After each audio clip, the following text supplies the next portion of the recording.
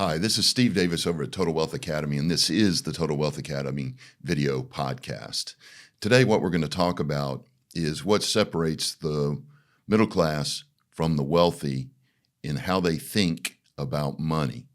And there is a major difference. We're also going to go over a case study of a commercial property, a 200-unit apartment complex, and do it from the point of view of the passive investor. If you're not familiar with the term passive investor, you've got active investors. This would be somebody who goes out, buys a bunch of single-family houses, manages them themselves. That's an active wealth-building strategy. But you're doing it. You deal with the tenants, the toilets, the taxes. Passive is different. Passive is where you invest in a big project, such as a 200-unit apartment complex.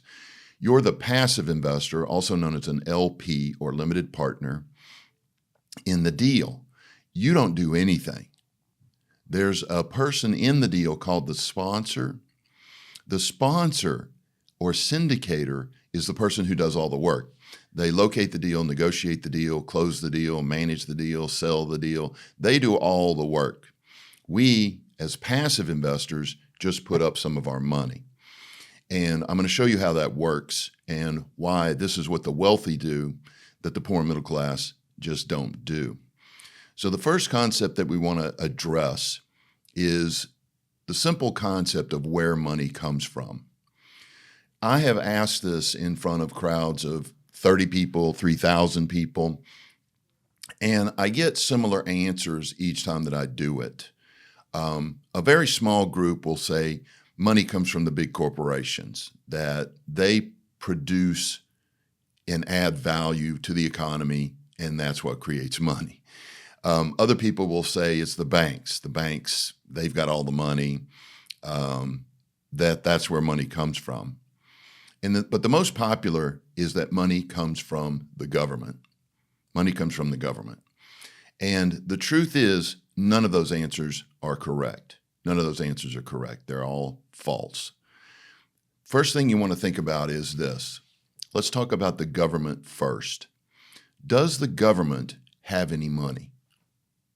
No, they're trillions of dollars in debt. They don't have any money. But whose money do they have? Yours and mine. They've got yours and my money. That's where they get their money. They don't create money. They get it from us, the citizens of the United States of America. Well, let's talk about banks too. Do banks have any money? The answer is again, no. Whose money do they have? Yours and mine.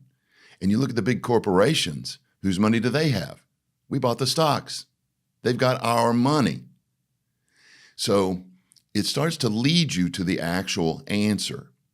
The actual answer is that money comes from one place and one place only. Other people. That's right, other people.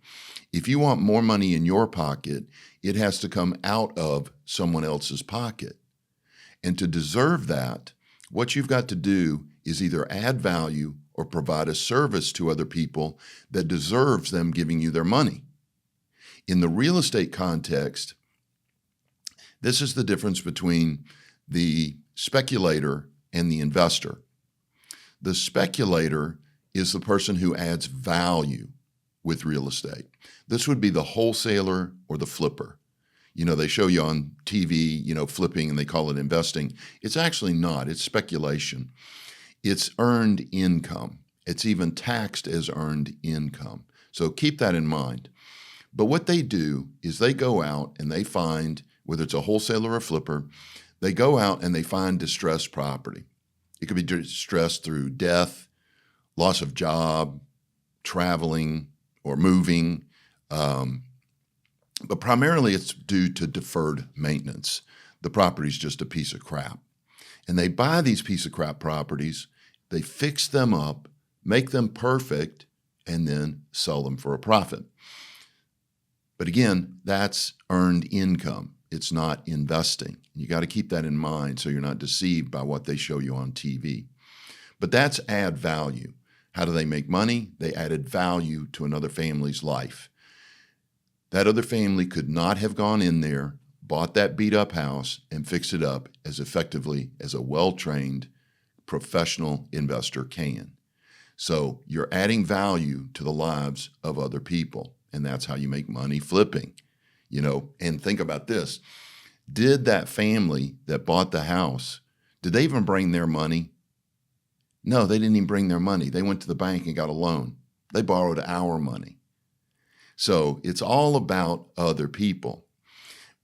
The other way to make money from other people is to provide a service to other people. Now, this would be investing. This would be your groups of single-family rentals, your apartment complexes, self-storage complexes, strip shopping centers, senior living centers. That's rental property, and that's providing a service. You're providing the service of providing a safe, functional, clean place to live. It's that simple. And as a result, you make massive amounts of money. The more people you help, the more money you make. So keep that in mind as we go through this. Money comes from one place and one place only, helping and serving other people. You want more money in your pocket, it's got to come out of somebody else's pocket. I may have said this before, but there is no big pile of unclaimed money out there just waiting for you to just go grab it. There's no every dime of capital in the United States is controlled by somebody. You want more money in your pocket, it's got to come out of somebody else's pocket. Now, how do we do that with a big apartment complex? So let's look at a 200-unit apartment complex that we bought here in Houston, Texas. Our main offices are in Houston. We also have an office in Dallas, but we have members across the country and in several foreign countries. So it doesn't matter where you're at. Our courses can cover you. But what we did is we found this 200-unit that was in terrible condition, horrible condition, and we were able to pick it up for just $4 million. Now, why so cheap? Well, it had $900,000 in deferred maintenance. There were 60 vacant units in need of repair. The rents were $150 to $200 below market. Because you think about it, if you got a piece of crap property, how do you get people to move in? Only one way, you lower the rents. You try to entice them to move in. Hey, it's a piece of crap, but hey, the rents are low. That's how that ends up happening. Plus, it was full of drugs, thugs, and prostitutes. This was just a rough complex. And we went to the bank to get a loan to buy it, and they literally kicked us out probably 3 or 4 times, saying, no, that property's too rough. You guys don't have the experience. You don't have the construction ability. They had all these reasons why they would not loan us the money. Well, by the 5th or 6th time that we went there, we had a construction company. We had a property management company. We had all the top dogs in the city of Houston working on this deal, to be honest with you. And the bank finally said, yeah, we'll loan you the money, but we're going to want a high capitalization rate. Now, I'm not going to go into capitalization rates today because they're just too complex. But simply put, the capitalization rate is the rate of return the bank would get if they foreclosed on you. In this case, a normal cap rate is between 5 and 6%. 5 and 6%. They go, look, we'll loan you on this property, but you ready for this? They wanted an 8% cap rate. Normal is 5 to 6. They wanted an 8% cap rate. Well, to determine the value of commercial property, you don't rely on comparable sales like you do with single family. It's completely different. What determines the value of a commercial property is the net operating income. Net operating income, or NOI. In this case, the way the property sat, the NOI was only $400,000 a year. Again, a bunch of vacant units, low rents.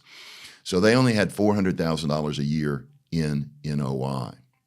But when you divide the NOI by the cap rate, which is how you determine the value of a commercial property, that comes up to $5 million. So what the bank said was, all right, we'll loan you on a value of $5 million on this deal. So our purchase price was $4 million. Our rehab was $900,000. Our closing and holding costs were about $100,000. So that put us all in at $5 million. Well, the bank is saying the property's worth $5 million. We are buying it for $5 million. So there's a deal there. They're going to loan us the money, but they are going to want 25% down plus reserves and closing costs. Now, in today's market, this would be more down than just 25%. It might be as high as 35% down. But at the time, it was just 25% down, or a total of $1.5 million down. $1.5 million down. Now, where do we get the $1.5 million? Well, the sponsor or syndicator who does all the work, he's the GP or general partner. The person who does all the work put up $100,000. Then 14 other members of Total Wealth Academy, passive investors or LPs, limited partners, each put up $100,000. So again, the sponsor put up $100,000, then 14 members of Total Wealth Academy each put up $100,000. Do you see where we got the $1.5 million? From among the members. We pooled our resources and we went and bought this property. So the minimum passive investment here at Total Wealth Academy is $25,000. $50,000 is about average, but for this example, we're going to use $100,000 per person. The action steps upon closing were as follows. What we did was we completely rehabbed the exterior. Why? You want the prettiest, shiniest penny on the street. You want to get as much attention as you possibly can on your project. So the exterior is the first thing that you do. We're talking new perimeter fencing, new lighting, new paint, new woodwork, some roofs. You make the thing just drop dead gorgeous, and that gets people to stop. At about the same time, you begin rehabbing your 60 vacant units. Because what you're going to do is you're going to put all your new people into those units, leaving the other units pretty much as is. You're going to put all your new people in those new units at the highest possible rent. Highest possible rent. We then evicted all the bad tenants, the drug dealers, the thugs, the prostitutes. We got rid of them. And be aware, that took about 6 to 8 months. 6 to 8 months. It's not easy to get rid of everybody very quickly. So we spread it out over about an 8-month period to help with cash flow. We then raised the rent on all the existing tenants as we moved them out of one unit, put them in a new unit, then we rehab their unit. You can see what we're doing. We added a kids' play area. We added 2 laundromats. And what is the goal? What is the goal? You know this. It's to raise the net operating income. Because remember, the value of a commercial property is based off of the net operating income, or NOI. The higher the NOI, the higher the value of the property. So you can see, what are we doing to raise the NOI? We're raising the rents. We're increasing the occupancy. We're adding a laundromat. All of that goes on the bottom line. So, and make a note of this. This took 2 years. This was not overnight. It took us 2 years to do this. After 24 months, we had a new NOI. Remember when we bought it, we had a $400,000 a year net operating income. We now have a $600,000 a year net operating income. So we go back to the bank and we say, hey, bank, we want to refinance this to pull our down payment out and go buy another one. The bank says, sure, we'll look at it. They go out and look at the property. They see that it's completely rehabbed. They see it's now 95% occupancy, not 70% occupancy. They see that it's a perfect property. So is it a high-risk deal to them anymore? No. So they lowered the cap rate to 6. The new cap rate, again, 6%. To determine the new value of the property after 2 years, what you do is you take the $600,000 and divide it by the cap rate, 0.06, and that gives you a new value of $10 million. Now remember, we bought this thing for $5 million.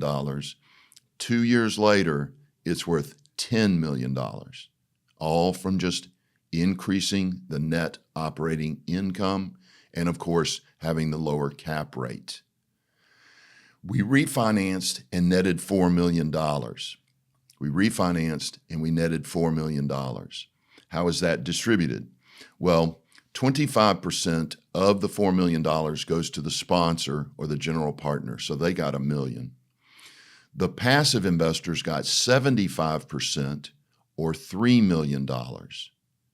So pay close attention to this, please. If you had $100,000 in this deal, then you received a check for $200,000 and you don't owe any taxes on it at that time. It's deferred. And the reason it's deferred is because it comes to you in the form of a loan. So you made $200,000 pretty much tax-free at that point. But here's the wonderful thing. You still have your $100,000 in the deal, and your $100,000 in the deal has doubled in value. You now have $200,000 in the deal, $200,000 in your pocket. You effectively turned $100,000 into $400,000 in one fell swoop in a 2-year period. See, do you see why the rich get richer and the poor get poorer? The poor and the middle class don't know how this works. Well, as of right now, you do. And if you didn't clearly understand it, watch this again. Don't hesitate to watch it again till you clearly understand. It's the NOI. All we do is we go out, we buy these big apartment complexes, self-storage complexes, senior living complexes, strip shopping centers, city centers, and we're focused on raising the NOI, raising the value of the property so that we can refinance it, pull out big chunks of money, and go buy more property and just grow and grow and grow. And that's what the wealthy are doing that's different from the poor and middle class. What the wealthy do, they focus their time and energy on building an income stream outside of their job. We call it a second stream of income here at Total Wealth Academy. They focus on building a second stream of income because this is what makes you financially independent. It's not trying to save up some big number. You know how hard that is. To have $10,000 a month in retirement income, you have to save $3 million. Ask yourself, are you on track to save $3 million? For most people, the answer is no. They just can't do it. It doesn't work. The concept of saving your way to retirement is flawed. It just doesn't work. I mean, don't forget this statistic. 95% of Americans fail to retire by age 65. 95%. Only 5% retire successfully. The good news is we know what they're doing, and I just described it to you. They are passive investors. They are building second streams of income that come in for the rest of their lives. Whether they live 5 years in retirement or 50 years in retirement, it doesn't matter. The money comes in month after month after month. Basically, what you're doing is creating your own pension. And the wonderful thing about this pension is that it's yours. You own it. Nobody can fire you from it. Nobody can steal it from you. It's your money. And the secret, again, that the wealthy are using is they understand that saving your way to retirement doesn't work. No matter how much money you save, the minute you retire, you begin praying, "Dear God, kill me before I run out of money." Not a really good way to live. Whereas if you build an income stream that comes in for the rest of your life, you can pray to live a long, healthy life. Again, a totally different way to live. So the two major takeaways today are, one, I want you to understand where money comes from. If you want more money in your pocket, it's got to come out of somebody else's pocket.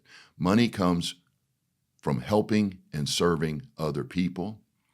And two, you got to build a second stream of income. This is the secret. You've got to invest passively. You've got to be making money in your sleep if you're ever going to retire. I think it's Warren Buffett, billionaire Warren Buffett, who said this: until you learn how to make money in your sleep, you're going to have to work until the day you die. So keep that in mind. All right, this is the Total Wealth Academy radio show. Please subscribe if you enjoyed what you heard. Thanks for listening and watching.